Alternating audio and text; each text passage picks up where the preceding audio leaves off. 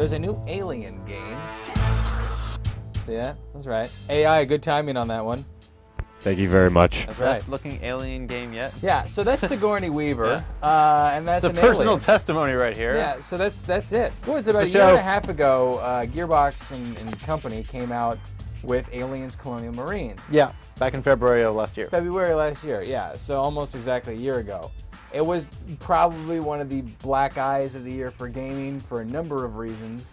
It wasn't a very good entry into the gaming sphere as an Alien title. However, Alien Isolation has come out, and it looks The like... trailer. The Well, trailer. Not even trailer, like gameplay footage. Teaser-ish. Like all these different sites have all this different footage. It's a hard time to Right, find so it. we have this news of a new Alien game coming out, Isolation, Yeah. that is based off of Sigourney Weaver's daughter in the actual game, Amanda. Yeah. So we're going to see that story, and it's actually going to be a really cool survival horror game. Later on the broadcast, we are going to talk about the PS4 on Twitch, how that's having an effect.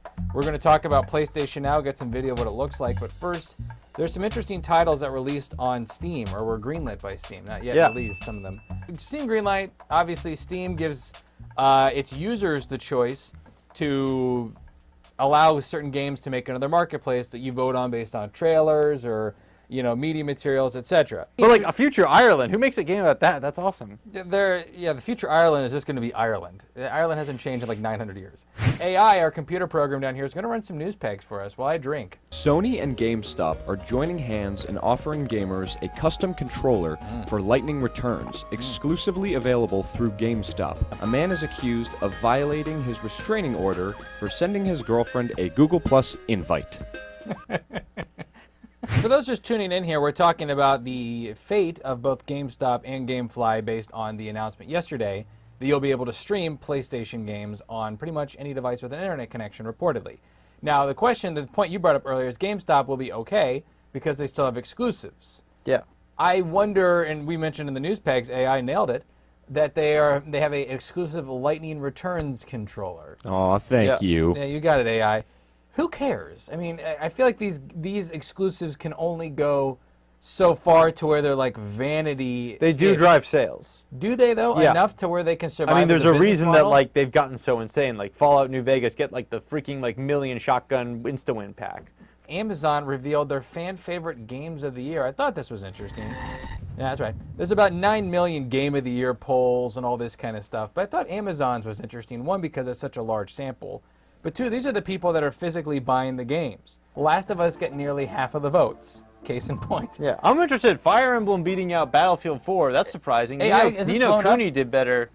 Can we pull this up, AI? I can do that for Okay, you right so- now. Nino Cooney here did astonishingly well. Mario, I'm guessing Mario and Zelda were popular with especially younger gamers. Okay, well that poll happened. Any other surprises people don't see on here?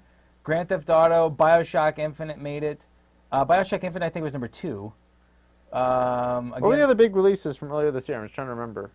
I surprised Nino Batman. Cooney is on that list. Batman didn't make it. A lot of Arkham Origins is kind of decent point. Aside from Grand Theft Auto, a lot of these games are not really like hardcore.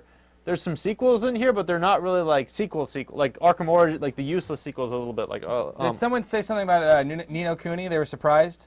I was surprised it's on this list. But if you go back to earlier in the year, it was like the hottest game for a fair amount of time. Yes. Like you forget how popular Nino Cooney was, and this is probably a global thing too. When was the last time there was a good JRPG?